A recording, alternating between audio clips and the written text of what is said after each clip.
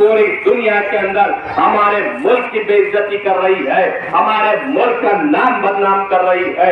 हर तरीके से आज आप देखिए कि ये मौजूदा मरकजी हुकूमत नाकाम हो चुकी है।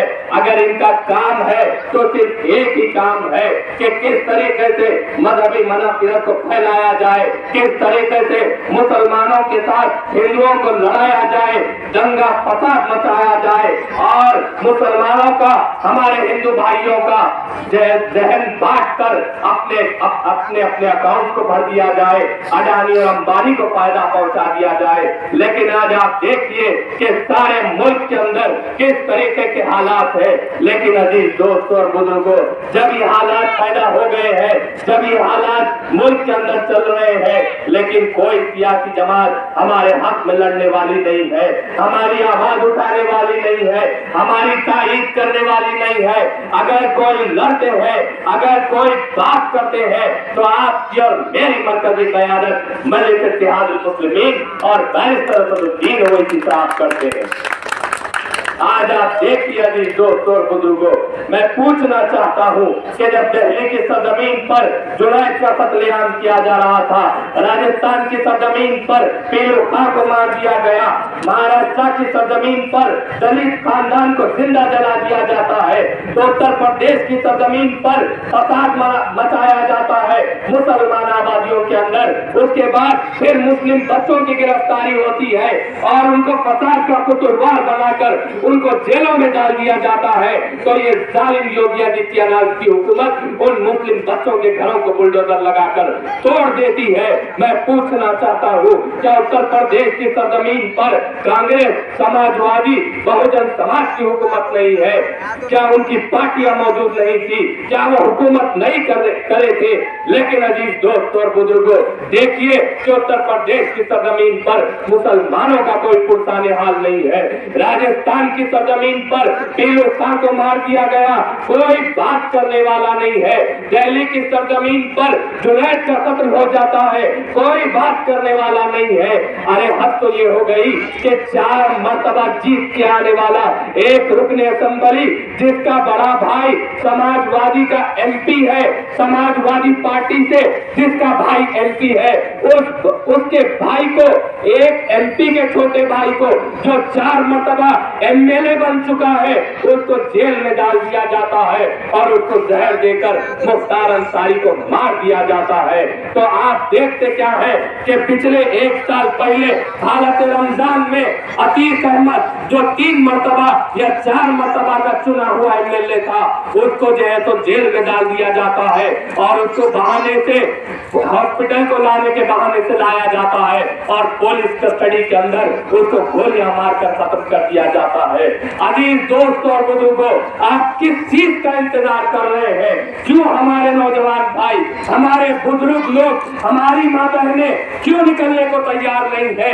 आज मुल्क के ये हालात है कि मुस्लिम लीडरों को जानबूझकर मारा जाता है, लेकिन आज हमारे भाइयों को कानों पर जू नहीं रेंगती, हमारे भाई इसका नोट लेने को तैयार नहीं है। अरे आप देखिए कि अगर किसी हिंदू भाई के साथ अगर खुदा ना खास्ता कुछ हो जाता है तो उनकी सारी कौम एक जगह हो जाती है। लेकिन आज हमारे भाइयों को सिर्फ 5 साल में एक बार निकलकर वोट डालने की अपील जब करते हैं तो 5 साल में एक बार भी हमारी कौम, हमारे भाई, हमारी माँ बहने कोताही का शिकार हो जा रही है। कोई पिकनिक मनाने चला जा रहा है तो कोई किसी मत का बहाना बनाकर वोट डालने से कासिर है।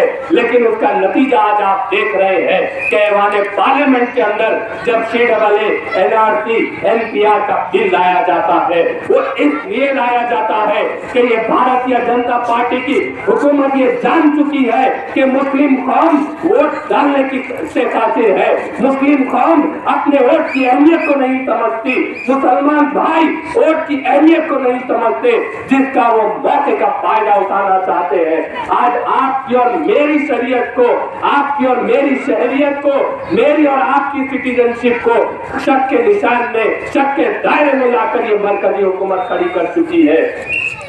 अजीज दोस्तों और बुजुर्गों, आज आप देखिए कि जब ऐवान पार्लियामेंट के अंदर ये CAA, NRC, NPR का बिल लाया जा रहा था, मैं पूछना चाहता हूँ कि जब ऐवान पार्लियामेंट के अंदर क्या सोनिया गांधी मौजूद नहीं थे? क्या ऐवान पार्लियामेंट के अंदर ये राहुल गांधी, फारूक अब्दुल्ला और दीगर कायदीन क्या मौजूद नहीं थे? अजीज दोस्तों और बुजुर्गों, कहने को तो हिंदुस्तान के अंदर बड़े बड़े कायदीन है, कायदीन के बड़े बड़े नाम है और पहचान है, लेकिन आपकी और मेरी बात करने के लिए कोई कायद ऐवान पार्लियामेंट के अंदर सिवाय नसीब मिल्लत अल-हक सदुद्दीन ओवैसी के मौजूद नहीं है। अजीज दोस्तों और बुजुर्गों, आपको अपने वोट की अहमियत को समझना पड़ेगा कि आज आप देखिए आपकी शहरियत खतरे में है, आपकी सिटीजनशिप खतरे में है, और किसी भी मुल्क में सबसे बड़ा उस मुल्क के शहरी का अगर इख्तियार और पावर होता है तो उसका वोट होता है। अगर हम अपने सबसे बड़ी ताकत को, हमारे पावर को अगर हम इस्तेमाल नहीं करेंगे, अगर हम वोट नहीं डालेंगे, खुदा ना खास्ता, 100 बार खुदा ना खास्ता, इलेक्शन के बाद अगर ये कानून अमल में आ जाएगा तो उसके बाद में फिर अगर वोटिंग लिस्ट में आपका नाम नहीं होगा, आप अपने हक के राजदही का अगर इस्तेमाल नहीं करे होंगे, तो फिर मुझे बताइए कि आप किस बुनियाद पर आपकी शहरी होने का, आपके सिटीजन ऑफ इंडिया होने का हक जताएंगे? आप किस बुनियाद पर हुकूमत को यह दलील देंगे कि मैं हिंदुस्तान का शहरी हूँ? आज आप देखिए कि कैसे हालात मुल्क के अंदर कर दिए गए हैं। पहले तो बंद जुमलों में ऐवान पार्लियामेंट के अंदर कानून लाए जा रहे थे, लेकिन आज एक भारतीय जनता पार्टी की जालिम हुकूमत का चेहरा सारे हिंदुस्तान के सामने आ चुका है। वजीर आजम की बोली में सारा हिंदुस्तान ये जान चुका है कि मुल्क के वजीर आजम राजस्थान में तकरीर करके कहते हैं कि हिंदुस्तान के मुसलमान घुसपैठिए हैं। अजीज दोस्तों और बुजुर्गों, आप और किन कौन से दिनों का इंतजार कर रहे हैं? आपको गाय के नाम पर मारा जाता है, आपकी दाढ़ी देखकर आपको ट्रेन के अंदर गोलियां मारा जा रहा है, आपको ट्रेन के अंदर आप महफूज नहीं, आपकी दाढ़ी महफूज नहीं, आपकी टोपी महफूज नहीं, आपकी इबादत गाह महफूज नहीं, आपके मदरसे महफूज नहीं। अरे हद तो ये हो गई कि अगर मस्जिद के अंदर ज्यादा पब्लिक हो जाती है, अगर हमारा मुस्लिम भाई रोड पर अगर जमात बनाकर नमाज पढ़ता है, तो वक्त के पुलिस वाले दौराने रुको उसको लात मार कर उठा दे रहे हैं। ये मुल्क के हालात हो चुके हैं।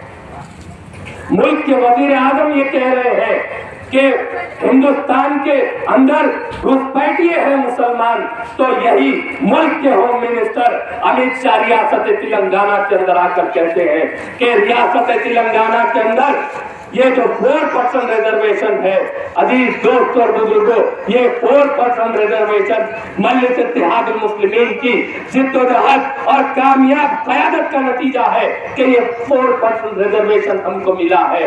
और मुल्क के होम मिनिस्टर आकर यहाँ पर तकरीर कर ये कहते हैं कि मैं ये 4% रिजर्वेशन को खत्म कर दूंगा। आज आप देखिए, 2 दिन पहले मुल्क के वज़ीर आज़म रियासत तेलंगाना के अंदर तकरीर करके कहते हैं कि जब तक मोदी जिंदा रहेगा, वो मुसलमानों को रिजर्वेशन के नाम पर, जो मुसलमानों के नाम पर, मजहब के नाम पर जो रिजर्वेशन दिया जा रहा है, उसको मैं खत्म कर डालूंगा। अजीज दोस्तों और बुजुर्गों, ये हालात मुल्क के अंदर है। हर सियासी जमात ये चाहती है कि मुसलमानों के रिजर्वेशन को खत्म किया जाए, इनके मदरसों को पाबंदी लगा दी जाए, इनकी माँ बहनों के हिजाब पर पाबंदी लगा दी जाए।